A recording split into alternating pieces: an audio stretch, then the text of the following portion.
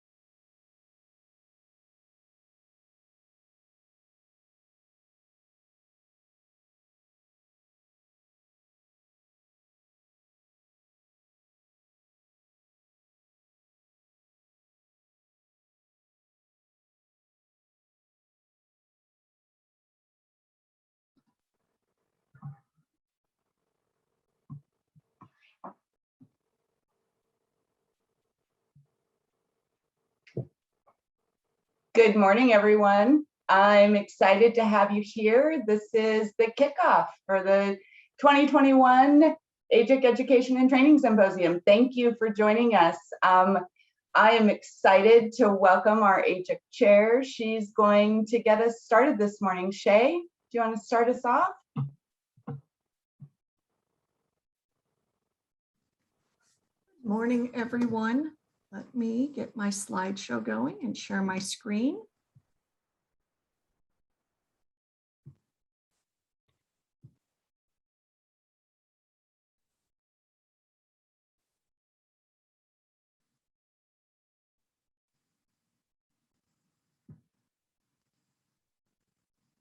All right, Jenna, can you guys see the slides? Yep, I sure can. Great.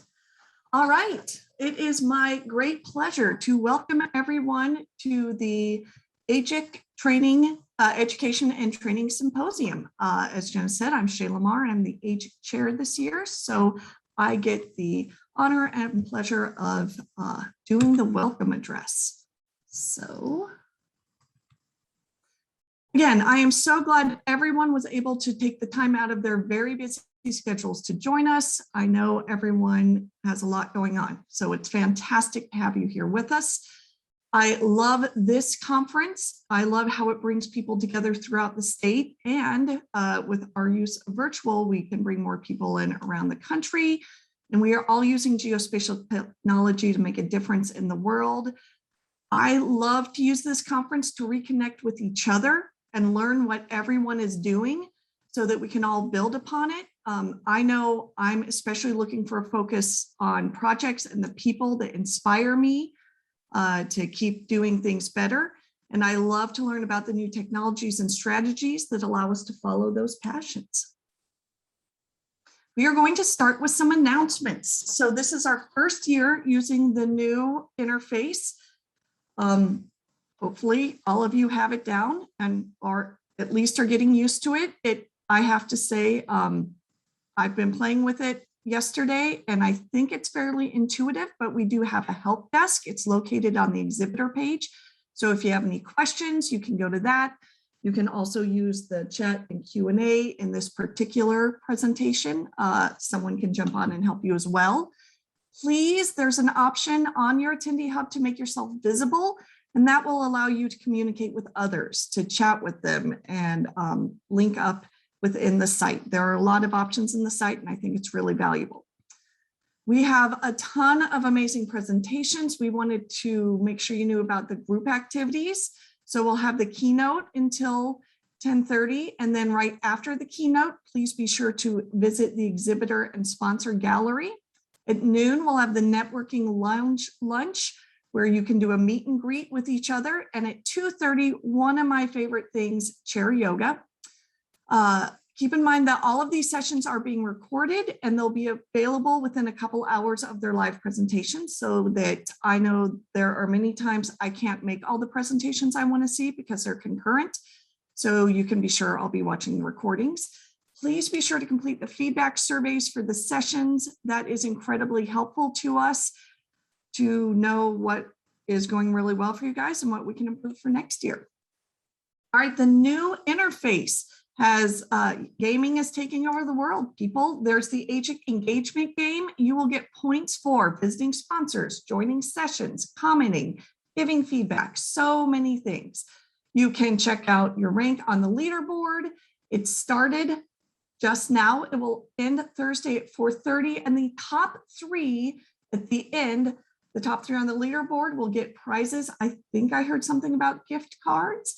And everyone who completes the sponsor VIP badge by visiting at least 12 of the sponsor booths will be entered into the drawing for sponsor donated prizes. We have a ton of wonderful prizes, and the drawings will be done after the conference, but don't worry, we will contact all the winners and send out an announcement to the attendees so that you can see that Shea won every single prize somehow. Also, please be sure to visit the Maps and Apps contest. It's underway. There are a ton of fantastic maps and apps. So one, I love to get inspired by them, and two, people put a lot of hard work into it. So visit them and vote. Voting will go until Thursday at 1, and the winners will be announced during the awards ceremony this Thursday from 3 to 3:30. And finally, I believe, no, not finally for the announcements. The AGIC Outreach Committee has organized in-person networking events for this week. There's one on Tuesday at 6 p.m. in Phoenix, and there are 4 on Thursday. There is more information. If you see here, if on your attendee, if you go to more in-person meetups, there's more information. So welcome to our hybrid event. And finally, there are still some training courses available. So feel free to look at those. Again, these are offered at a discounted price for AGIC attendees. So please feel free to keep signing up for those. That will happen after the conference. So again, welcome to the 2021 AGIC Symposium. I updated this yesterday, and now there are over 280 attendees. So as of yesterday, 79 were first-time attendees. So a special welcome to you first-time attendees. We have an international conference. We have people from 19 states and 12 Arizona counties in attendance, which tells me next year I really need to work on those extra 3 counties at like 100%. I like to see the variety of people that attend. So in the bottom left, you can see that we have registration by organization types. We get a great representation of different organizations, a variety of governments, lots of private, education, utility, and tribal. And then this is Shea breaking it up into job types based on what people said their job titles were. So technical includes anything developer, specialist, analyst, technician, programmer. Management are those who had anything related to management, and then education, professors and students, and then other sales, blank. Shea didn't think she should guess. So I love the diversity that we get at this conference. I would like to give a special thank you to our sponsors. As always, we seriously would not be able to put on the conference without our sponsors. We have 22 this year. So please be sure to visit them during the exhibitor expos every day. I know a lot of these people, and they are fantastic people. I know that I used to not want to visit sponsor booths because I didn't need to buy anything at this time. It doesn't matter. They're just great people. It's good to get to know them. And I have found over the years that many times I don't need anything now, but 6 months from now, someone will call and say, hey, Shea, who would you go to for this? And I jump back on and I look at the sponsors and I realize who I talked to and I point them that way. So again, just meet up, chat. A huge thanks as well to the conference committee. We definitely wouldn't be able to do that without them. This is not everyone on the conference committee. It's just those of us who could attend last Thursday. So a huge thank you to the conference committee. Everything is volunteer and they put in an immense amount of time. So on to Shea's life. What happened is in a meeting this past June, I heard Frank Winters, who is this year's keynote speaker, talking about how many of us are really good on focusing on what we need to do next, what we're doing for our jobs and where we're going to be going in the future. But he suggested maybe we take a moment to appreciate how far we've come. So I took that to heart, and I was about to take the first vacation for 1.5 years now. So I started noticing everywhere this past summer where I was using geospatial technology outside of work, just in my daily job, or I'm sorry, outside of my daily job, and just where I was seeing it. And 2 big things happened this summer for me: the Backbone fire and then our summer vacation. Don't worry, I'll fly through this, guys. So first, the Backbone fire. I am incredibly fortunate in that my parents have a cabin up in Pine, Arizona, and been going there since we were kids. So while every year I get concerned over the wildfires, this year I had a special interest in it. And I was using all of the amazing online GIS resources to track the fire, to see the alerts, where are people leaving. Every day I was logging in and just getting a whole new personal connection to the many ways geospatial is being used in a daily life that affected me, even at a secondary level, much less the people who live there. As I would read the news reports, as I would go to the multiple sites, it would reinforce how geospatial technology is used in mapping, planning, and analysis. All the data that's being brought in for the fire modeling. And then the communication, multiple maps and web applications, the maps for the public meetings, the transportation and road closures were being used daily basis. So again, it just drove home how geospatial outside of my work affects my daily life and people throughout Arizona. Now, for my summer vacation, for those of you youngins, I wanted to give you a quick history lesson of what life was like before the internet. I know it was a long, long time ago in a galaxy far away, but if you wanted to plan a summer vacation, you had to go to this thing called a library, which is a physical building that you have to get yourself to. And then when you want to find books about, so every summer we travel across the US to Michigan, Indiana, and back. So after 20 years of this, you can bet we've seen a lot of maybe everything there is to see in the middle of the US. So it's a lot of going, finding books about the Midwest, checking out those books. There's me and my brother Bucky and my Meemaw checking things out. You really had to put in a little bit of effort if you wanted to figure out neat places to stop across the US.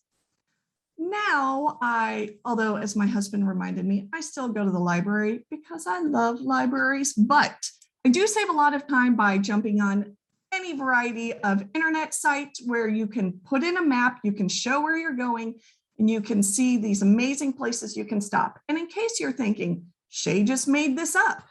No, I literally make my family stop at the world's largest ball of twine, Carhenge, the giant Jolly Green Giant in Blue Marble, Minnesota. Been there, done that. But how do you actually map the trip? How do you get from here to there? Well, again, look, there's Shea and Phil happily looking at their map to see how we can get across the US. And then you have your individual small maps that you would open to get a little more detail, but that's not going to get me through St. Louis in the middle of the night. So AAA used to put out these things called Triptychs, where it would tell you how to get detailed through the city. Reality check, it's not a ton of fun carrying 42 small maps and triptychs across. And as you can see, it's literally, you flip through this page and then someone went in with a highlighter and highlighted the route you're supposed to take. You better hope there's not a detour or, oh look, construction. The north arrow is rarely in the same location. So it's not as happy as it looks here. And in fact, it actually tends to look a lot more like this when my husband and I are traveling across the US. So I have grown to love the quick mapping of my trip. I can now say, these are the places we want to stop on the way. It tells me where I'm going. Bam, plug it into the GPS in the car and we're good to go. So now that I know where my trip is, how do I know where I'm going to stay? Okay, long ago, you had to check out these, you would go to your local hotel and they would have these books like a small yellow pages, and you would flip through and say, all right, I'm going into Arizona. Where are the hotels in Arizona? And then it would tell you, these are all the hotels in the Phoenix area. And then you would have to do this thing where you call someone on a phone and you talk to them and you have to see if they're available and book your reservation and all of those things. So it put in a little effort. You could just go for it, but you really never know where you're going to get if you do that. So just an option. Now, again, I can go to one of the many sites where I can find unique privately owned places that are really good to stay, or whichever hotel I happen to belong to. I go in, I use my points, I get more points, everything's filtered, life's great. Restaurants, I love, everyone who knows me knows I love eating. So doing a road trip with your loved ones or your friends, you can stop anywhere. Life's an adventure, everything's fun. Life is still an adventure when you travel with young children, but it's a different type of adventure. And in an effort to avoid this, you will find that people with children often end up eating at the Subway and the gas station every time they go through, to make sure that your kid definitely will eat that chicken nugget or that sandwich they know what they like, because you're not risking little Bobby Jr. having a fit when they only have oysters in the restaurant. But now you can use whatever interface you want to find amazing places, all of which we have stopped thanks to different sites. And, you know, the world's your oyster. Other ways I found I used geospatial over the summer.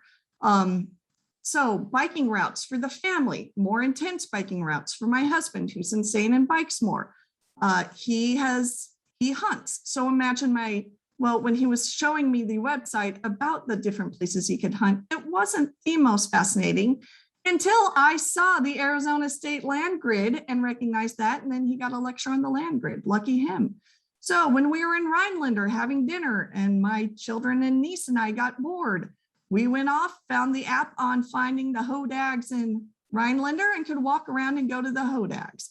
And then imagine my shock when I am sitting in my in-laws' church and up pops an obvious GIS map during the sermon. I mean, it was everywhere. We use it when we travel to find where we're going, to find road closures, to see the weather, to find Grandy when Shea couldn't make it any longer and had to stop at Taco Bell. So there's Grandy 30 miles ahead of us as we track her. We also had been so excited because the COVID had been on its downslope when we started our vacation.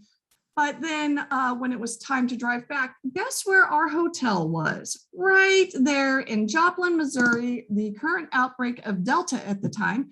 So we were able to use the GIS to figure out maybe travel another couple hours and not be in the heart of COVID. And finally, because I do a lot of NSGIC meetings, and we're constantly, all of us are focused on keeping up to date on our data. This is a year before my father-in-law had been down this road and the GPS shows that the road still exists, but they had closed it since. So on to big levels, even on vacation, always reminders that we need to keep improving our data and communicating it to different groups because we're living in a geospatial digital world. So how far Arizona has come.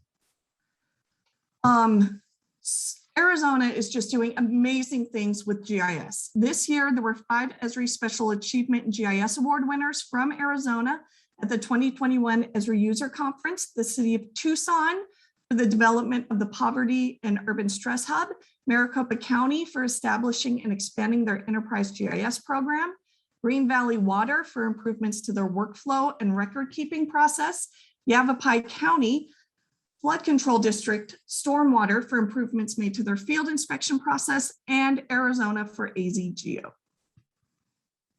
AZGEO, just over 1 year ago, the newly modernized AZGEO was released.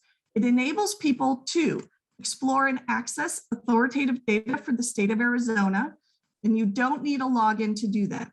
Currently, AZGEO has 487 named AZGEO users and countless public users. And there are 500 services, so data layers in AZGEO, as well as hundreds of services shared by other organizations through their open data sites that's consumed in AZGEO.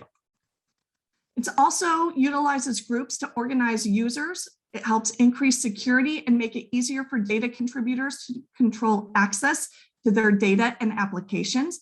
Currently, AZGEO has 58 different groups in it, using it to help meet their business needs. People use it to develop partnerships between different organizations in Arizona to address problems, develop plans, and manage the natural, economic, and infrastructure resources of the state. And we use it to store and share data via ArcGIS Online and create maps and applications that we can also share to help people meet their business needs. Currently, AZGEO, so in the past year, it now hosts 123 applications by citizens, not usually geospatial people, throughout Arizona, creating these applications and data layers to collaborate together and serve the needs of the people of Arizona. And one of my exciting parts, for a long time, I've been hearing about an AZGEO address locator. So now out there on AZGEO, there's an address locator that you can use to do addresses in Arizona. So I know I've started using that one and I'm incredibly excited about it. And as I mentioned, there are a lot of partnerships. SunCloud is used to share transportation, socioeconomic, and IT data throughout the Sun Corridor. ADOT and Works Consulting are using the supply chain applications to allow transportation 911 data users to communicate about their data. ADOT also has put out on AZGEO, they have the Research Center, and the Department of Forestry and Fire Management has hosted the newly revamped AZ-RAP out on AZGEO as well. And over the process of the presentations today, throughout the week, and the welcomes, we're going to show even more successes in Arizona. So AGIC, it's more than just your favorite conference of all time. It is Arizona's primary forum and oversight group for geographic information and geographic information coordination efforts. We do a lot with cooperation and partnerships to facilitate acquisition, exchange, and management of geographic information technology within Arizona. It's a 35-member council. Those council members are appointed by the governor of Arizona. And the majority of the work is done within the 6 committees and the 9 work groups, which has over 100 people volunteering over it. And all of us volunteer our time because we just want to make things better in Arizona. Our priorities for 2020, as laid out by the council, were to really focus on collaboration, to support cross-jurisdiction collaboration, executive outreach. We all know the fantastic things that we do within Arizona and the others do, and we'd like to get that information up to the executives. And then the AZGEO platform advancement, continue to support and enhance AZGEO so that it continues to be a valuable platform for everyone. Over the next couple days, we will be talking to you about, we want all of you who are not currently involved in AGIC to get involved. As I mentioned, it's over 100 volunteers, and we work in different committees and work groups to make GIS better in Arizona. So everything you see over the next few days are all made possible by the hard work of every one of you. The AGIC is just a way to bring people together so that we can build off of what we are all doing. One moment. Something to keep in mind, some members are incredibly active and some members are less active, and we adore all of them. Each person provides valuable ideas and support to make our lives better. So there will be more discussion on AGIC and how you can get involved if you want to, but other ways you can talk to any of us who are involved. You can go to our website, there's an org chart, and see what the different groups do. Maybe Jamie or Steve or Jenna, you could pop the link in of the PDF. You could go to the AGIC Participate site and get on a distribution list to learn more about what people do. There's an AGIC link off the AZGEO page, and there is an AGIC Beyond the Symposium session tomorrow at 11 a.m. Why would you want to get involved? Why do I get involved? One, I I like to meet other passionate, hardworking people with my shared interests. The people I've met through AGIC are some of my greatest friends, the people I respect most in this world. So it is a wonderful way to meet people. And connections are always good for learning, getting new jobs, mental health, happiness. You will also learn a lot if you want. There are different committees that focus on technology, and there are committees that focus on subject matter. So you can learn about whatever you feel like learning about. You will gain access to people and resources. We put together documentation that can be used for a variety of uses. You make a difference in the world, and we really do have a lot of fun. So, all right. I think we can all virtually hold hands, sing a little kumbaya about how we're making the world a better place.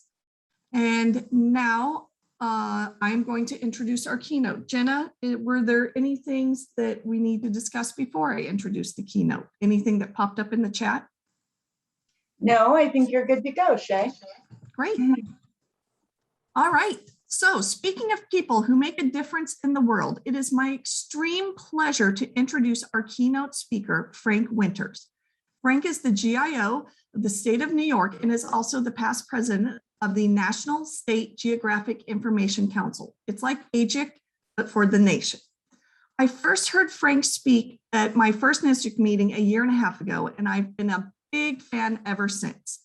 Like everyone at this conference, Frank is incredibly hardworking and intelligent, and he's working hard to make the world a better place through what he does in his geospatial world. But Frank also has a superpower. He, more than most people I've seen, has the ability to relate the power of geospatial to non-geospatial people and bring people from a variety of backgrounds together in a way that is just absolutely amazing. He has a true passion to empower citizens to improve the world through geospatial, and it's totally inspiring, thought-provoking, and engaging. So please help me to welcome Frank Winters. Thank you, Frank. Wow, thanks, Shea. It's a lot to live up to there, but I'm going to do my best.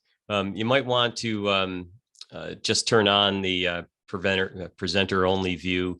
My content will be just on my video feed. So I'm really, really happy to be here. I will start with a philosophical question for you, every one of the participants. And I want to just pause for a minute after I ask this question and give us a chance to really think about it. And that question is this: is the world a better place because you're part of it?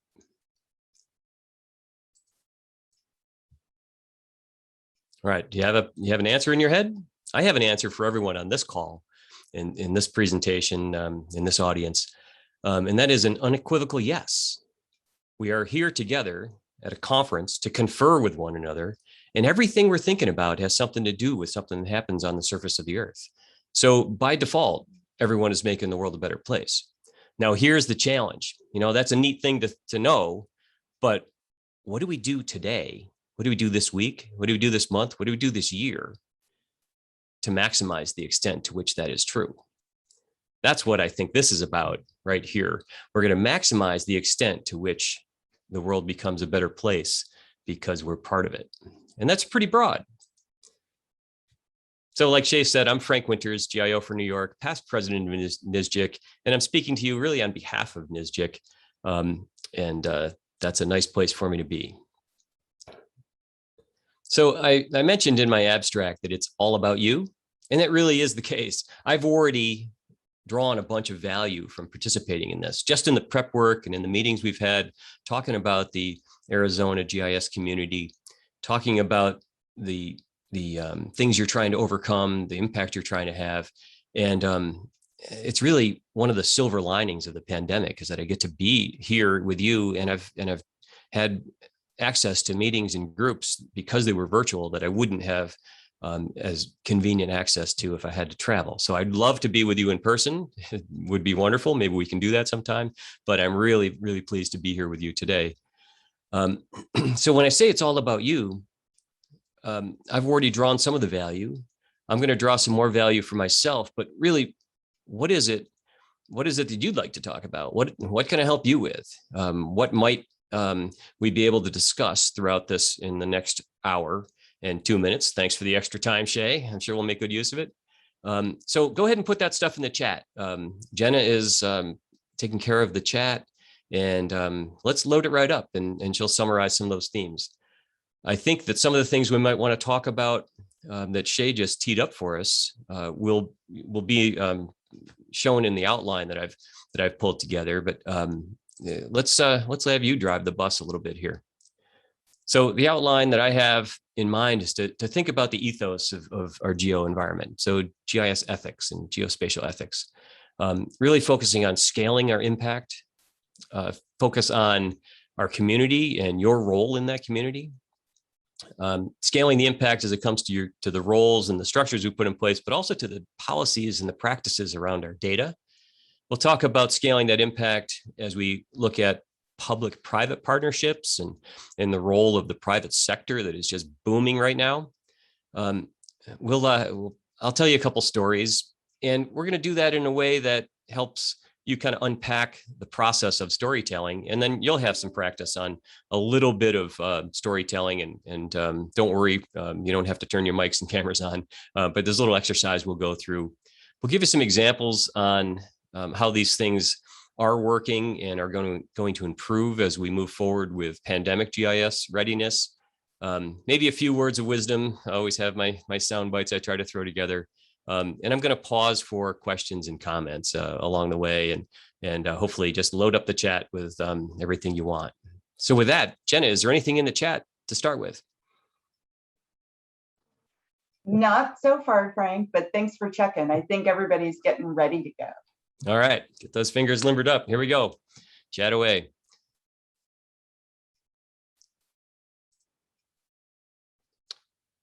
This might be an odd graphic for you or maybe one you didn't expect. I'm second in line here in this picture, along with my cousins and family friends. I sort of look like Shea's brother Bucky, I think, in this picture. But this picture was taken at a family event. My grandfather, on camping trips in the Adirondacks, would line everyone up in height order every night, and we would have the ice cream parade, and we'd walk up the hill to the little ice cream shop at the top of the hill, and everyone got an ice cream. Kind of went to a few things. It went to his great need for order and discipline, but also we sang songs and just had a great time, and everybody was excited. And inclusiveness, it didn't even matter if he knew you. If we were walking by your campsite, your kids were going to get in line and get ice cream as well. And it just became a highlight. So I started thinking about you, and I started thinking about, well, where did this idea that we're going to leave the world a better place really come from? And I made this slide about, I don't know, a month and a half ago when I was thinking about that. And it really started when I was this age, that little Frankie there, second in line to my cousin Maureen. And my mother insisted that we leave the campsite better than we found it. And in that, it just became part of what we did when we packed up all of our gear and were ready to go. We did a litter sweep, and we picked up every little thing that shouldn't have been there. And she took it a step farther, and she insisted that we leave a courtesy pile of firewood. And it's just something we willingly did because it just became part of what you do. But my mother would tell this story about the people who are going to use that campsite after us, people who we will never meet because we'll be long gone. And she would tell a story of those people might have had car trouble or gotten lost on the way or had trouble getting out of work. And maybe they got there way later than they expected to. And maybe they planned a hot dog over the fire kind of a dinner, but now they're going to see our courtesy pile of wood, and their vacation is going to come out and go off to a better start. And they're going to be happy and well fed and enjoying the Adirondacks because of the little bit of work that we put in. And that really gave us this kind of neat sense of stewardship. We were stewards of something that we loved, and we were passing it on. But it also gave us this empathy because we were doing something for someone we would never, ever meet.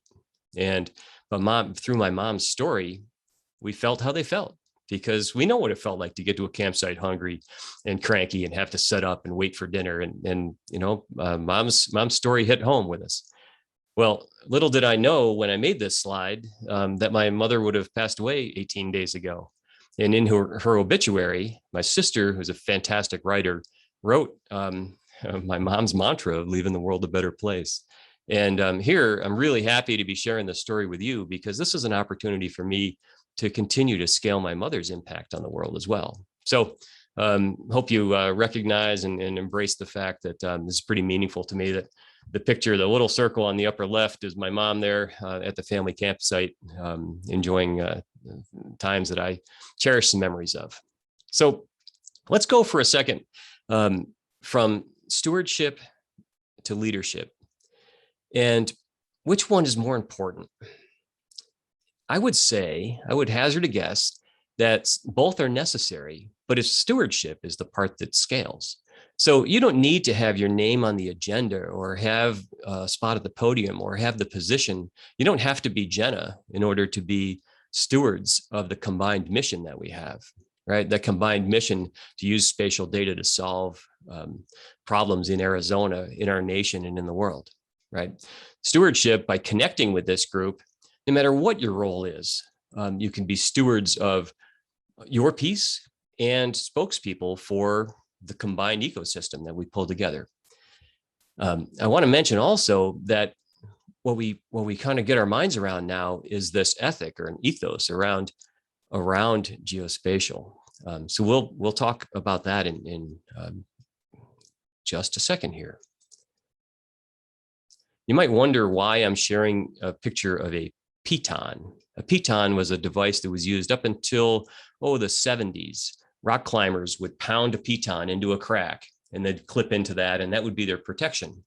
Well, that industry worldwide recognized that they were damaging the routes that they enjoyed, and those climbs were changing, and the cracks that you put your fingers in to climb up were being damaged by piton, by this practice. So without any legislation and without others from outside their industry really getting involved, the whole industry worldwide changed to different equipment. And sure, some people made some money and bought some pretty fancy gear along the way, but that was an industry that just did the right thing, self-regulated for the right reasons, right? So I use that example to talk about our GIS ethic and our geospatial ethic as part of our scaling impact. Let me give you one quick example of a kind of an ethical decision that we made. Many of you may have participated in the LUCA program, local update of census addresses. Well, we had hundreds of thousands of addresses to review through the LUCA program to convince the Census Bureau that yes, these were legitimate addresses, and sort out the ones that weren't and retract some. And so there's a lot of work to be done. And one of the methods that the people running the state side of that was suggesting is like, well, we might not get to all this. Let's summarize these by census block and pick up the census blocks whose prevalence of addresses to review are the highest. And I said, well, wait a minute.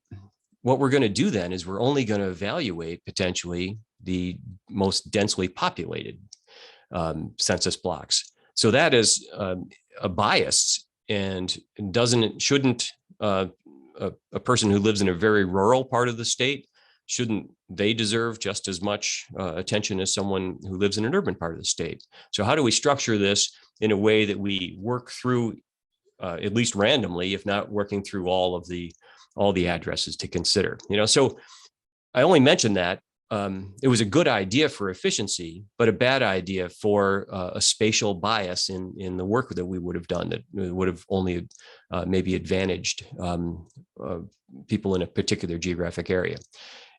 I wouldn't expect anyone else but the geographers in our nation to come up with that kind of a thing. And that's one of the contributions we make is to understand bias on a geographic context and to help bridge some of those gaps. It worked out great. Some nice models were put together. We got through all of the addresses, but that was a nice part of the conversation that really stuck with me. So let's talk for just a second about a GIS or a geospatial ecosystem. And some people have rolled their eyes a little bit with the term geospatial ecosystem, but it really kind of works for me. In geography, we tend to borrow from the natural sciences in order to explain a lot of our phenomena. For instance, the interaction between two cities is a function of the size of those cities and how close they are to one another. And really, it's the exact same interaction that you see in Newtonian physics with the interaction between two bodies, right? With the mass of those bodies and their distance. One of the reasons the Red Sox-Yankees rivalry is so pronounced is because of the size of those markets, the size of those cities, and the relatively short distance between them. And also the gradient of accents, right? The New York accent is very different from very close proximity to the Boston accent, right? So the Newtonian physics. So with that, bring us back to ecosystem. I'd like to borrow from the natural sciences there. And the health of a natural ecosystem is often measured by its biodiversity. I would like to say that the health of our nation's or Arizona's ecosystem is measured by the diversity of inputs. So we're not looking for conformance necessarily. Sure, we're looking for a structure where everyone's unique contribution can come in and be part of that ecosystem. And you might be saying, okay, Frank, yeah, that all sounds great, but you're not talking to me. I'm in a small rural community, or I'm representing GIS work in a rural tribal area. And we're kind of off on the side. Like, well, no, I really am talking about you, right? Back to this GIS ethic. Don't the people in your community, even though there are fewer of them than in the big cities, don't they also deserve to participate in that same GIS benefit from that same geospatial ecosystem? And you might be saying, oh, Frank, you're not talking about me. I spend my day mostly digitizing data, right? Absolutely, I'm talking about you. The data is the photoplankton of the ecosystem, right? It's the thing we all live on. You might be saying, well, yeah, it's kind of neat, but I'm really in academia, and you might not be talking about me. It's like, absolutely, I'm talking about you. You're helping to make all this live into the future. You're building the next generation of technology and most importantly, the human resources there. You're working in posterity. You might be thinking, oh, Frank, you're not talking about me. I'm in software sales, or I run a data licensing company or an air photo company. So absolutely, I'm talking about you.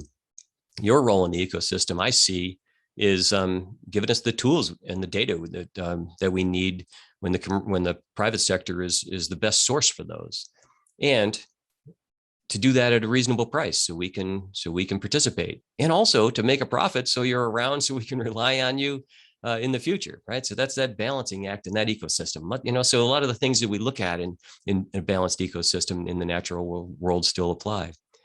You might be saying, well, Frank, I'm really just here looking for a job. I'm a student and I'm about to graduate. It's like, well, yeah, absolutely. I'm talking about you. You're the future, right? The fact that you are here in this virtual room right now, we can scale our impact even further by scaling it into the future. So let me start with just a couple of little words of wisdom that I thought about, and then we'll come back to this later on. So I'd like to challenge everyone in this ecosystem to know your role, but see no limits. I'd like to challenge supervisors to empower your employees and let them fly. I'd like to challenge everyone to think about your customers and then think about everyone.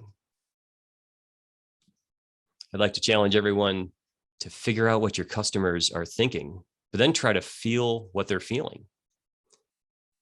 Challenge everyone to work hard, but at the end of the day, drop your pencil and go out for a bike ride. I'd like to challenge everyone to live in the moment, but don't be surprised by the future. And Shea gave me a really wonderful introduction that's hard to live up to. But some of these things that I try to put in practice, you don't have to do all these, you don't have to do it perfectly, but some of these things are the tools necessary to really take what we do and communicate in a way that resonates with people that have a different job. Now, sometimes we talk about kind of dumbing down our GIS for other audiences. And I really dislike that term. And I've tried to remove that from my own vocabulary, because instead of dumbing geospatial down in our alphabet soup that we serve all the time, I'd like to challenge us all to think about people who are expert in something else. right? So the police officer on the side of the road has a lot more on that her mind than the geospatial data that comes up on the in-vehicle screen, right? They're in a dangerous situation and they've got laws and regulations and procedures and all sorts of things on their mind that that person's dealing with to keep us safe. So what part of their life is geospatial? It's a powerful and enabling part, but it's a much smaller part than it is for someone like myself, or even some of you who geospatial is a huge part of your day. Some maybe not, right? So trying to meet people where they are is a big part of that. All right, so Jenna, what do we have in the chat? Who's going to break the ice? We've got some great stuff so far. I think it's most fitting to start with Gene. He asked, what do you find works best in explaining the value of GIS to non-GIS folks? Yeah, that is a great question. Thanks, Gene. It really starts with empathy. Where is and it's just like, so I coach mountain biking. The very first thing I do when I have a new rider who knows how to ride a bike, but doesn't know how to navigate single track mountain bike, is I ask them what other sports they play, right? And if somebody says, oh, I play judo, or I play tennis, and I just start with, all right, or I'm a baseball player. It's all right, what do you do with your feet? Right, I'm on the balls of my feet, athletic stance, right? So I try to build it from where they are, right? So talking to people, trying to understand their vocabulary and understanding how geospatial relates to the work they already do, and then saying, look, you've got geospatial data here. I can automate it by doing this. And this is where your responsibility as being an expert in this thing leaves off, and the GIS folks can support you. So an example of that, I just was on a call last week with a company that works on health records. And I was talking about and I slipped, right? I was not perfect in this because I jumped ahead of that step. And I talked about putting COVID positivity case data together, or even vaccination data together by census tract. And the person said, well, we can't do that. I said, why not? I said, well, nobody knows what census tract they live in. Said, yeah, that's right. All right, so here's what we can do. They know their address.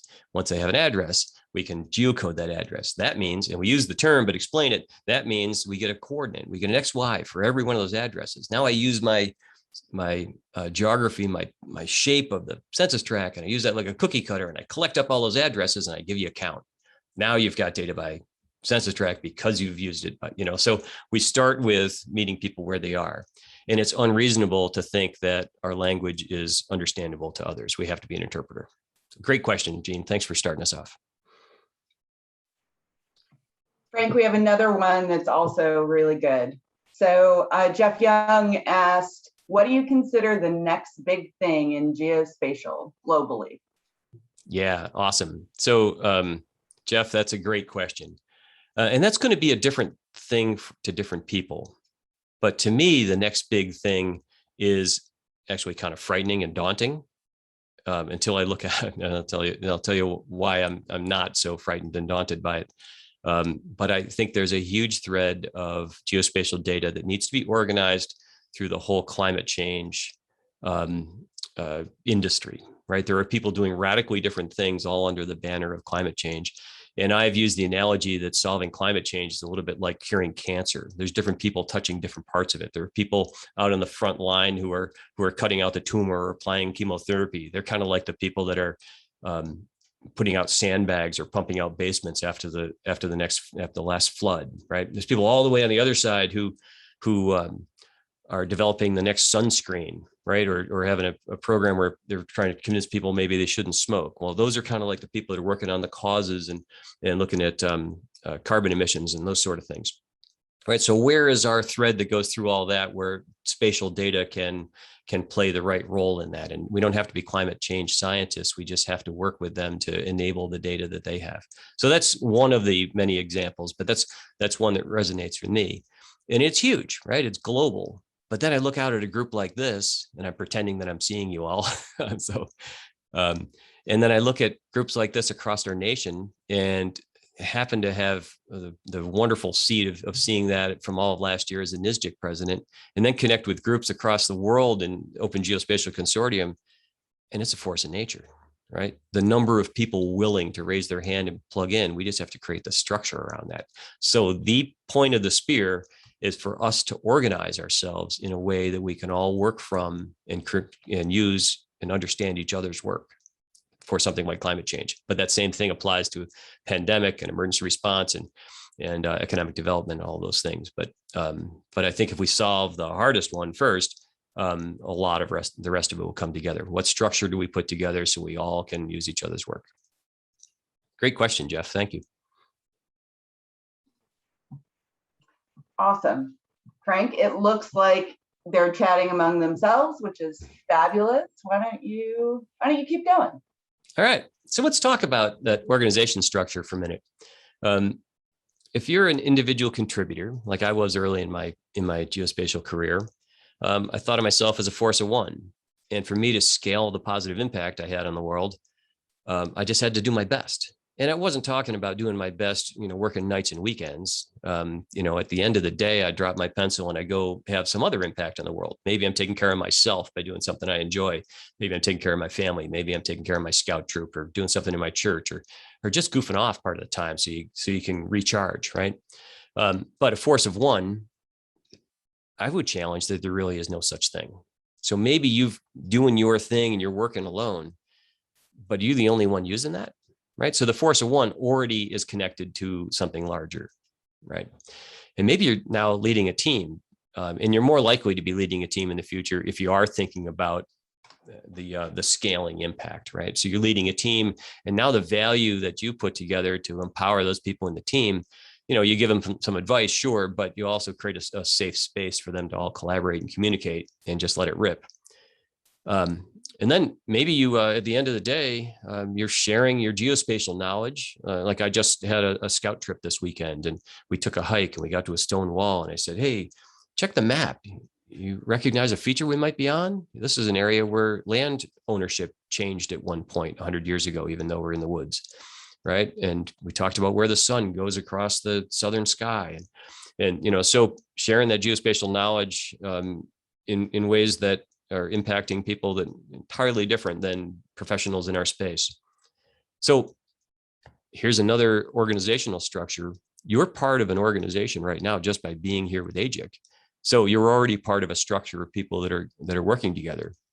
And I would say that this is a critical year for AGIC to really have its biggest impact. Sort of like how last year was a critical year for the people in the New York State GIS Association. And that is because your leader, Jenna, is now the president of NSGIC. She is going to be using examples and telling stories and leading a lot of the nation's geospatial. And she's going to be using your examples and the stuff that you feed.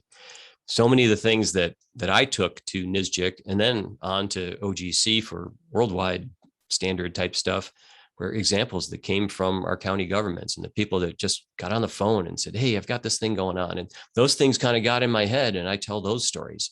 So this is your year to have your voice be heard in a louder form than usual. Not to say that Jenna's loud, but she's got a voice that just by the position of being the NSGIC president, she will need your stories.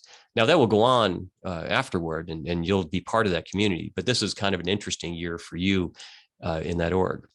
So I'd like to challenge you to have AGIC connect with organizations like NSGIC and other organizations in transportation, geospatial, and then those organizations in turn, just as an example, the transportation side, or the environmental side or whatnot, those organizations in turn connect with other organizations. And now we've had a deliberate, just this year, we've connected NSGIC with the Open Geospatial Consortium, OGC, and we are having an impact on worldwide standards. We're connected with federal agencies in ways that we haven't before. And we're also connected very strongly with more and more big private companies, some of which were outside of our sphere in the past. So organizational structure, for scaling your impact, it really feels great when we're part of something bigger than ourselves. So let me challenge you a little bit with a structure around data. So scaling our impact and data. My first mapping job, back to when I was a force of one, actually I was a force of two, because it was mapping in a canoe, right? We had water samples to take and map the location of these various water samples as part of an environmental impact study. And I had 32 points, and there was about 7 people that used those points. And now the team in New York collects and maintains 9 million address points, just as one of the examples of the theme. So this is a graphic of a little white dot and all of the 9 million points. And last week, the team made 8,000 edits to these points. Well, how do you make 8,000 edits with a team of 8? You don't. You do it with 200 partners. And those are the folks who are feeding those edits and working in a collaborative environment, right? So we go from being a force of one with a few points to a team that is working with partners. And now those address points roll up into the national address database. And at first I thought that was quite just altruistic, like, okay, we've got this data, let's send it up to the national database. Doesn't really make any difference to me because I've got everything I need to get my job done. 99% of my work is in New York. So, that's a neat thing to do. Well, now it's taken on a whole different flavor, because there are many of the things we're trying to do with our data that are easier to do nationwide than even to do one state at a time. So the National Address Database is a great example. And you look at private-public partnerships. And just as an example of Google, I've been, but the same thing goes for many of your sponsors here, and NSGIC partners here, TomTom, Esri. They're looking at that National Address Database and they're pulling it into their data sets. But the first thing we ran up against was wanting to give our address points to Google. We had to sign their agreement, and our attorneys weren't even going to look at it because they said, "Aren't you making that publicly available? Let them just download it." I was like, "Well, yeah, they want to download it, but they want to be very deliberate about not misstepping and incorporating data into their commercial products. They don't clearly have permission to do that." But we were getting nowhere. So it would have been easy to throw our hands up. But instead, we said, all right, what can we put in place to have standardized licensing? What can we do in a way that's, all right, what's bigger than ourselves, right? And not do a one-off. And we had a session through NSGIC where Rob Holland, one of the earliest presidents of NSGIC, who's an attorney and a GISP, helped facilitate a session on geospatial licensing. And we learned quite a bit there and learned about Creative Commons Zero licensing.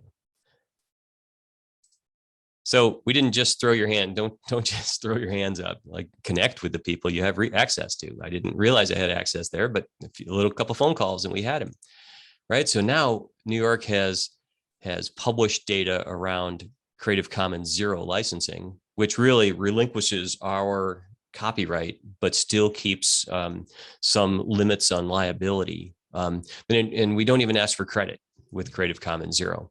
And now an adaptation of Creative Commons Zero is what is behind the National Address Database.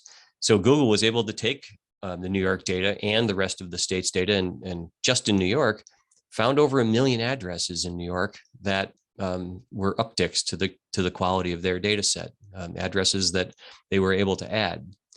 So there's 1 million New Yorkers now that have a better chance of being found when the 911 call happens. And you might think, well, how is that connected to Google? Well, it turns out that many of the local volunteer fire companies and the smaller ambulance companies are not using a fancy computer-aided dispatch system in the car to find the address. They're using their phones. They're using what they use in their normal day-to-day life, just like Shea's Vacation. You find these places.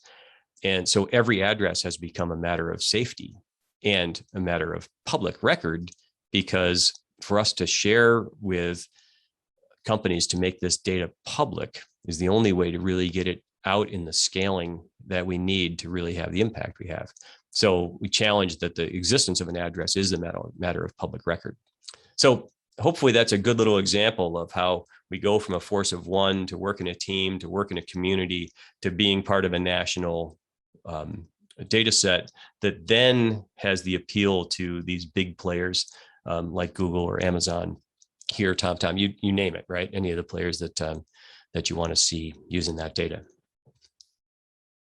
Let me pause there again. What do we have, Jenna? All right, Frank, we have one that is a little self-serving for me, but I'm going to ask it anyway. So Mark Cristiano asked, in your experience, what can we do to help support Jenna in her new role? Oh, that is a fantastic question. And I'm glad you asked that. So Jenna is going to need stories, right? She's going to need to know how the problems that you're facing relate to geospatial policy and actions that we can take. She's going to need to know very broadly, like, what are the impediments? You know, what, like, so coming from conversations I had around addressing in New York, it really started to galvanize in my head that, yeah, it might be time to challenge something like Title 13, for where all the addresses that people collect in census as part of the collection of the census really ought to be a matter of public record. And then what happens at that address, the attributes that they collect about the individuals there ought to be behind the firewall. So that's the kind of thing that, through talking with people in New York, I had a strength of conviction that, yeah, we're onto something that's real here. So I was able to bring that to census, and they're listening to her. And, so those are the kinds of things. And I just use that as one example, but your pain points are going to be overlapping with pain points across the country. And those are the things that really become the things that make NSGIC valuable, because it's valuable to you. So fantastic question. I appreciate that. All right. Any others? Frank, I believe Shea has one. She's going to turn on her video and ask. I do. So Frank, in the chat, there are a few questions about contacting, how to work with Google to get the updated information in there, and of course I can't find it, so Jenna can paste it in, but this should be embarrassing, but it's only 159 of us, and hopefully no one else will ever see this. So I've often found myself thinking, this is so embarrassing. It's not our job to pass Google updated information. Because it's hard. It's, if I had nothing else to do, that'd be great. So not only is it hard because we're already busy and keeping, coming up with a maintenance routine, and, how do you connect to them? So part of me was like, they're their thing and we're our thing. And, if you want the authoritative, you come to us. And if you want to use your navigator, you go to Google and it works. But I was at a NSGIC meeting sometime within the past year and a half, and someone from California, do you remember they were talking about their constituents are coming to the city council and saying, I don't care, I want I want my Amazon package delivered, I want my ambulance coming, which made me think, oh, I guess it's not something I could ignore. Could you, again, and it's not that I wanted to be snotty, it's just I'm really busy. Could you kind of speak? And I think I'm not the only one who's kind of seen it as Sneetches with stars and without stars, and they're them and I'm me. Could you just maybe speak to that a teeny bit? Yeah, absolutely. Great lead in, great question. And I was right with you. In fact, under the public officers law in New York, we're not allowed to put resources into any activity that benefits a particular company. Right. And we always, when we took those phone calls and somebody said, hey, somebody's using Google Maps, or we're just using that as an example, could be from any of the other companies as well. And somebody keeps coming down my driveway and getting stuck because it's showing up as a road, or my address isn't found. And those things were coming in, and we would say, well, let me check our data. Yep, it's good on our data. It's up to them. I don't know. They're allowed to use it. But then we realized that, just like we take a proactive stance in everything that is related to like motor vehicle safety, we started to take a more proactive stance and say, okay, how do we publish this in a way that is not burdensome and doesn't require us to do something special for one company? So just by taking that data and rolling it over to the national address database, and by getting all the language right so that they know, yes, we can pick it up from the national address database. So we do that quarterly now, and it's there for academic purposes. It's there for Google or any of their competitors, and they can just have at it.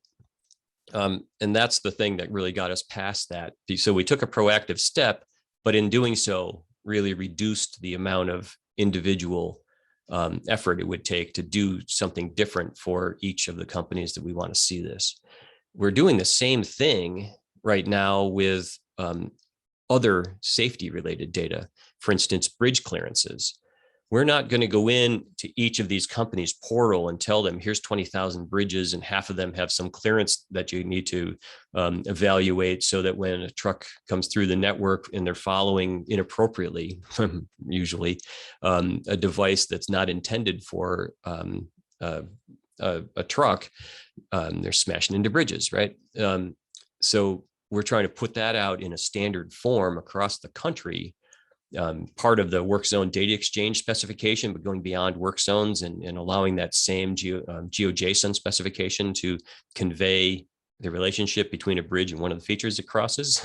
So that's the clearance value, so that everyone can use it. You can use it for transportation planning, you can use it for academic research, and you can use it to protect human life and our infrastructure's life. So we do that in a way that rolls it up nationwide, or in this case, federated. It's just the same flavor everywhere. And we publish a feed, and the existence of that feed gets registered so that all those companies can say, yes, we're going to go pick up the New York feed or the Arizona feed. And I understand it because it's consistent. So that's really where US DOT and these companies and NSGIC work together. And one of our advocacy agendas is to make things consistent. So if you know how to do it in Arizona, you know how to do it in New York, and then it's the same kind of feed. Very much like the way the transit industry is working now. I don't have to go to, if I were to go to Phoenix, I wouldn't have to go figure out what the name of the Phoenix transit company is. I would just use my wayfinding app, and I would click the transit option, because that general transit feed is feeding the bus schedule and the bus route. So that's the kind of feed that we're talking about. And we're not talking about putting effort into something that just benefits just one company. Great question. Glad you asked that. Frank, you've got the chat going. Everybody's totally engaged. It's awesome. So there was one question that was in the chat. Do you see any issues using data, I assume is what they mean, with the private companies' map data for public emergency response? Do you see any issues with that? So that's a great question. And there's lots of sides to that emergency response. So there's the data that's necessary to route the call that comes in to the right answering point, and then pick up the right fire and police and EMS and all that.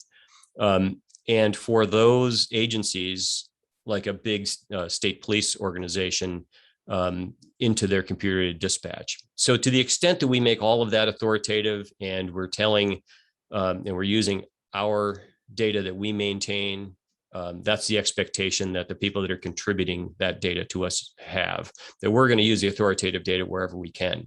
And at the same time, we're going to throw that over the fence and publish it to the national address database. And the private companies now will be on the same page with us to the extent that they incorporate that. And now for those folks that are outside of that authoritative system, those small private ambulance companies or the rural volunteer fire company who don't have the computer-aided dispatch system, at least they've got the benefit of those addresses as well. So it's kind of this sphere of influence, and we have as tight a circle around that which we really can make authoritative, but then we've also upped the value of the kind of the publicly available general systems as well. Great question. But let's really design that to the use case that you're talking about. We do have a couple more, but we're going to switch gears a little bit. All right. So one of the questions that was in the Q&A says, Frank is part of the GIS family in New York. Do you know the differences or similarities between the states? Basically wondering if moving between the states, what challenges will we face and overcome? Yeah, fantastic. There's differences in our human geography. There's differences in our cultural, human and cultural geography, and our physical geography. There's differences in the way we've apportioned land. There's differences in the history of our infrastructure. And all those things do make our states different. For instance, leaf-off photography is key in New York State. Thick oak and maple forest, even in the suburbs, you can't see the houses through the tree canopy, right? So leaf-off photography, maybe that's not as big a deal in Arizona, right? And leaf-on photography might be more useful for and a higher priority for crop health and drought abatement and water resources and those sort of things. The age of our infrastructure, much of New York was developed in meets and bounds, and the bridge clearances I'm talking about were old roads just barely over, or railroads just barely over, little carriage roads, and now those are roads that trucks want to use, right? So the age of our infrastructure and whether that was a meets and bounds or township and range kind of a setup.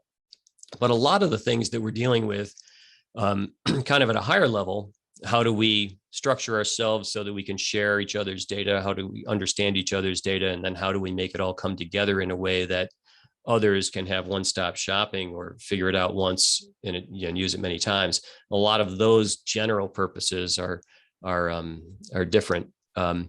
The way we've organized ourselves are different. One of the things we do at NSGIC is a council of councils, and we talk about how our organizations are structured, and they are pretty different, but a lot of them have a lot in common in the things they're trying to accomplish. So great. It's one of those questions that is more important to keep asking over and over again than it is to have a today answer for. Hopefully that's not a cop-out. So let's keep that conversation going. Yeah, I don't think that's a cop-out. I think you're right. We do have to keep asking it.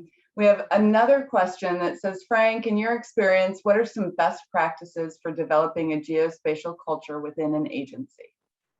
Yeah, that's great. So the geospatial culture really goes to the mission of the agency.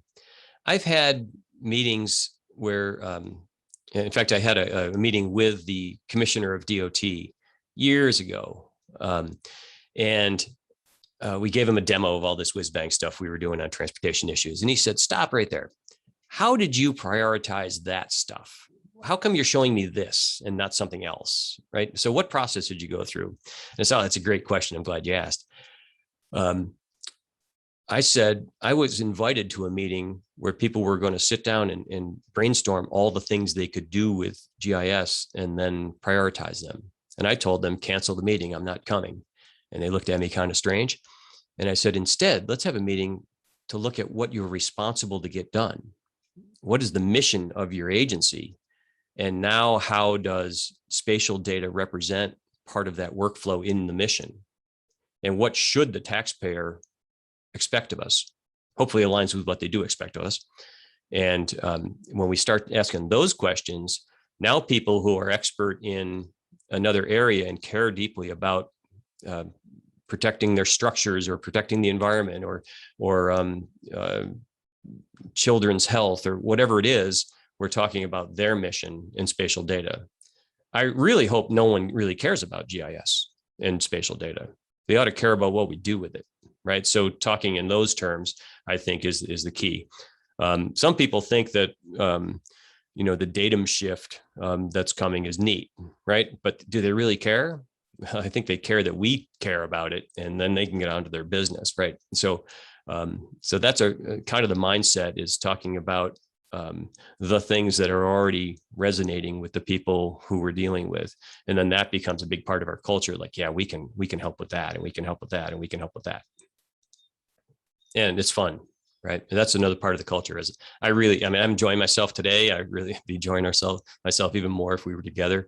But we keep it fun, we keep it enjoyable, and that's that's an important, like, that psychologically safe space that we can disagree and work it out, and we can have fun doing it. We do a lot of things with a smile on our face.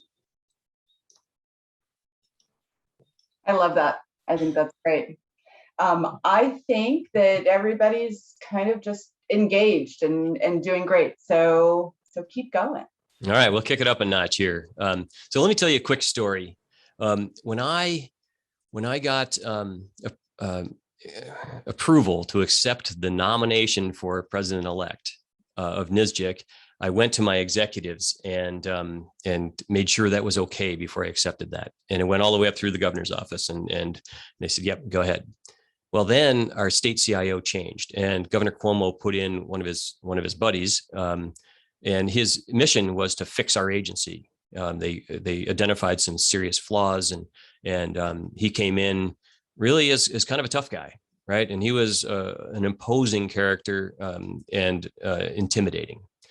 And one of the first things he did was he cut the travel requests that had been approved, including my NSGIC travel, where I was going to go take the mug or not take the mug yet, but take the nomination and become president-elect of NSGIC.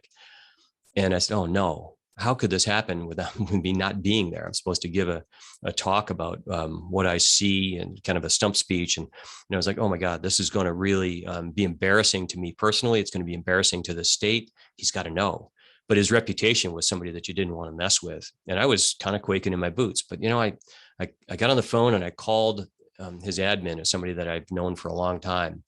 And she said, "Yep, he cut all the travel, or cut them all in half, and yours is part of it." And I said, "Well, that's going to be embarrassing. I really need to let him know the gravity of that decision." And she said, "Well, I could set up a call if you really want." I'm like, "Yeah, I think I have to." And I was pretty nervous. And like a half hour later, I get a call from my boss. And my boss said, "Yeah, I just got a call from Joe. And he said, I cut everybody's travel in half, and everybody lined up, and everybody cooperated except your guy. What's the matter with your guy?" And my boss, pretty boldly said, "Well, maybe his was the travel worth talking about." Right. So that was pretty cool. But still, I had a meeting scheduled for a week later, and I decided not to prejudge that relationship. I had never met him. I'd only heard his reputation. So I'm going to put all that aside, and I'm going to go in there with my best foot forward, my shoulders back, my smile on my face, and represent my team and let them know why this is important. And then at least the message will have left here okay. And I could go back to NSGIC saying I did my best, and I'm not coming to the conference. But hopefully I will be coming to the conference, and I will be taking on this role. So I walk into the room. I did just that. And he said, "Thanks. So here we have an issue on travel. But before we get to that, I want to know how you're organized and what you do. I printed out your org charts, and Roger, what does Roger do?" I said, "Joe, that's a fantastic place to start. Roger runs our streets and address program. And we map the rooftop location of 9 million addresses for 911 and myriad other purposes. And when I walk down the corridor to talk to Roger, I almost tiptoe, because all you hear is clicking mice and clattering keys, because every person on Roger's team takes every address edit like someone that's going to be saved during a 911 call. That's what Roger does." He said, "All right." He said, "Tim, what does Tim do?" Tim runs our orthoimagery program. And before we started that, there was 9 separate programs in the state. Now there's 1, and everyone contributes to the same program. We save the taxpayers millions and provide fantastic new ground truth for the state. I can get into what that means if you want later, Joe. So I wound up going to NSGIC and rolling that. It really galvanized in my mind that I need to know what I do and why it matters. And I need a 15-second, 2-minute, and 20-minute version of that. So know what you do and why it matters, and practice that 15-second, 2-minute, and 20-minute version. So we'll do another quick little example, and this was from the previous CIO. And Jenna, let me fire up a stopwatch and see if I can get this out in 15 seconds. Let me know when you're ready. Tell me go. Go. Won't it be great when New York makes enough GIS data publicly available to move the dial on the economy? Done. 7.8 seconds. Yeah, I only needed half of it. That was the elevator conversation I had with the state CIO. The doors open and I walked out, literally an elevator conversation. And I think he thought, that guy's crazy, but I want to talk to him more, right? So we set up a little call, and he said, "Hey, I only got a couple minutes. can you tell me what you were talking about? So I gave him the 2-minute version, and then we set up a meeting and I gave him the 20-minute version. Right. So that's the formula for me to take that 20-minute thing, boil it down to just a little bit of why it matters. Forget about what you're doing and how and all that stuff, just why it matters. It matters because they're moving down on the economy. I'm not even telling you how. You'll come back and ask how, right? So here's what the little exercise have. Everybody grab a piece of paper. I've got my little piece of papers here. Actually, I've got my back of my Far Side catalog. I've got a calendar. All right, so everyone's going to write down, and we're going to pause for a minute. Everyone's going to write down first one thing that you do and why it matters. Then you're going to write down one thing that you aspire to and why. And then you're going to write down one thing that you're proud of and why. All right, I'm going to do this too, and this will be a fun little thing.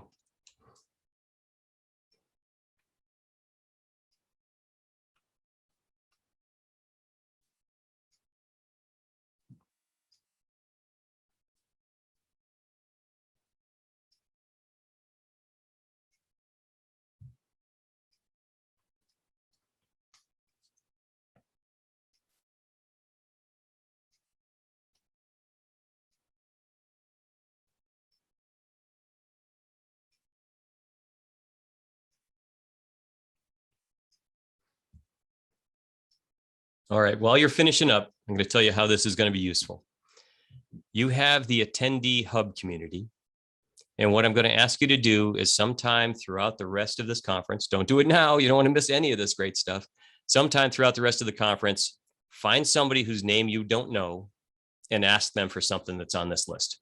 And if they had the misfortune of missing this session, please let them know that we're trying to do one thing we do and why it matters, one thing we aspire to, and one thing we're proud of, and ask them about that. Start that conversation with someone you don't know.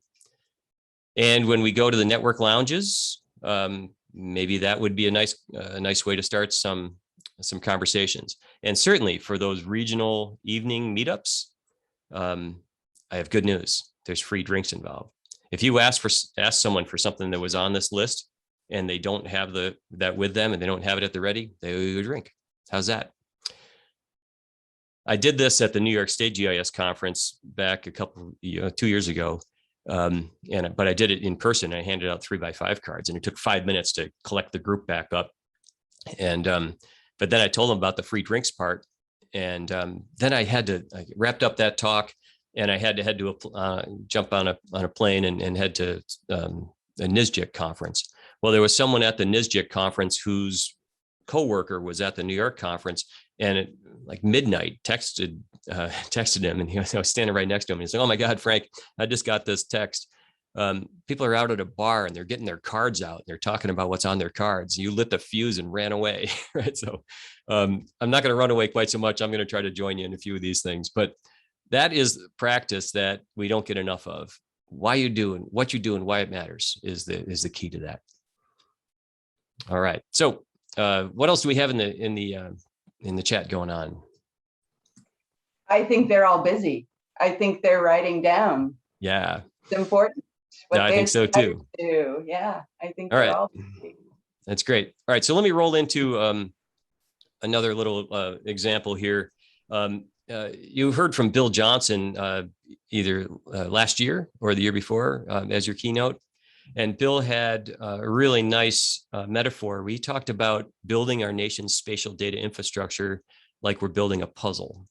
And now, personally, I'm not much of a puzzle guy, but my wife and my mother-in-law like to get together and have a glass of wine before dinner, and they like to build jigsaw puzzles. So that's what the glass of wine is on this picture for. Well, we liken building our, in this case, parcel data as all the tax assessors putting their piece of the puzzle on the table. Well, my niece had a new boyfriend come over for dinner one night, and my wife and mother-in-law were working on a puzzle, and this kid thought it was just going to be a hoot if he snuck off and put a piece of that puzzle in his pocket and made off with it. And it didn't go over so well. That young man is no longer with us. So, broken heart story. And I don't know if Karen's on the phone or on the line here, but when I told that story at a NSGIC conference, she immediately tweeted it out when I said, "Data is just like love. It only finds its true value when you give it away." right? So if there is a participant in our ecosystem with a piece of that puzzle in their pocket and not, and it's there for other than really, really good reasons, then that's kind of like that guy that got his heart broken. Let's all put our pieces on the table. Let's do that with the common licensing. I mentioned CC0 earlier. I just am recommending that because if we use the same language on how we intend to share our data, then we don't have to keep reevaluating terms and conditions. It's like, oh yeah, we know what that is. We know, and our compliance goes way up as a result.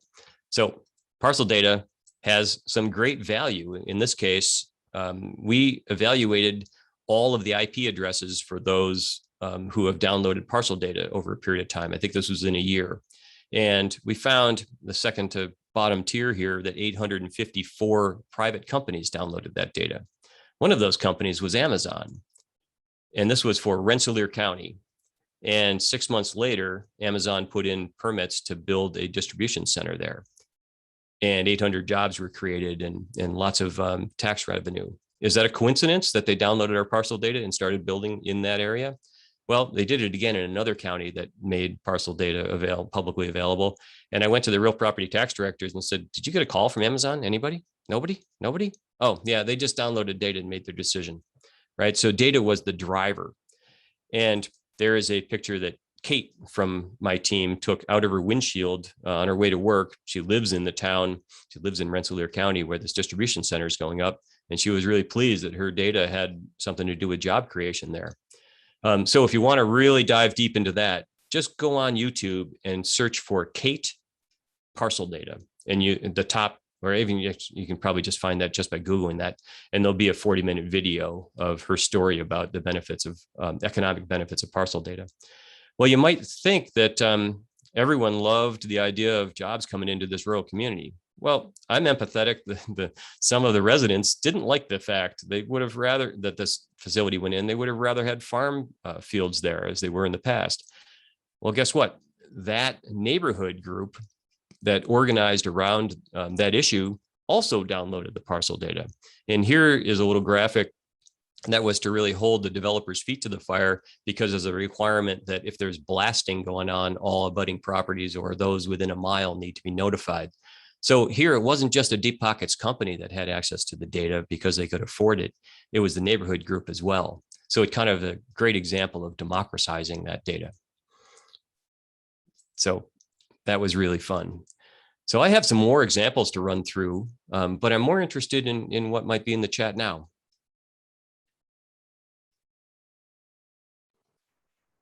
Well, Frank, there's an awful lot of discussion about your 3 questions still. All right. And examples, which is fabulous. Great. Yeah. One example is I collect GPS data for utilities. Oh, and I just lost it because they're busy. I try to make sure it's as complete and accurate as possible. I created an app for the public works landscapers that shows the data, and they appreciate it and use the app. So people are thinking, and I think that's fabulous. I think it's wonderful. That's awesome. That's awesome. That's great. All right, let me rip through one more example. I'll start in 1854 in London, England. There was a cholera outbreak. Dr. John Snow was an unexpected contributor to the solution of cholera. He was a surgeon and not an internal medicine. Dr. John Snow did not solve cholera with test tubes and microscopes. He solved it using a map. He mapped the location of all of the people who had died from cholera, and he found that it was closest to the Broad Street well. Accuracy, precision, and resolution is key to that. Is the data we make available to solve the pandemic available to unexpected contributors? And is it done at a resolution where Dr. John Snow would have found that well? Accuracy is telling the truth. Precision is telling the same story over and over again. Resolution is having data that is fine enough to resolve small differences. Let me just highlight for you the exact same data on COVID cases in Rockland County, the exact same addresses aggregated on the left to zip code, on the right to census tract, tell a radically different story. That same data again on the left now to census block group, and then to a standard grid cell tell a radically different story. When we smooth over data and use the wrong resolution for the particulars, we have lost the ability to resolve those small differences. In Suffolk County, they looked at vaccination rates and aggregated those to census tracts with the purpose of looking at the rest of the supplemental data that we have. We have myriad data on census tracts. So they looked at one section of the county, one small area in the county, and these census tracts were a pocket of anomalously low vaccination rates. They looked at the census data and realized that, oh, there's a high prevalence of non-English speaking people in those census tracts. They added Haitian and Spanish to the line that you had to call to make your reservation for your vaccine, and right away, within a couple of weeks, they started seeing improvements. And then by a few months later, they found that those were no longer anomalously low. So we have data that supplements the data all around us, and aggregating data to the right unit of geography is key. Hope you like that example. Let me give you one more. Let's talk about temporal resolution. This is the sewer shed. In other words, all of the property parcels who are on public sewer that feed a water treatment plant in relatively rural upstate New York. COVID was tested for every day as part of the surveillance there, and they were able to determine outbreaks before people even had symptoms. And think about the time slicing, not just the spatial slicing, but the time slicing necessary to really have worked at that. So let's consider both spatial and temporal resolution. So with that, let me wrap up with these words of wisdom. Hopefully it'll resonate. Know your role, but see no limits. Those who supervise, empower your employees, but let them fly. Think about your customers, then think about everyone. Figure out what your customers are thinking, then try to feel what they're feeling. Work hard, but at the end of the day, drop your pencil and go for a bike ride. Live in the moment, but don't be surprised by your future. I am really, really happy to have been with you for this hour, and I'm going to plug in and we can continue the conversation as we go. Turn it over to you, Jenna. Thanks so much, Frank. Holy cow, just amazing. I'm so grateful you were able to join us. Unfortunately, our new platform closed the chat on everyone, so nobody can chat anymore or ask any more questions, but I'm sure they will catch up with you during sessions. So thank you again, and we'll see you in the sessions. Thanks, everyone. Awesome.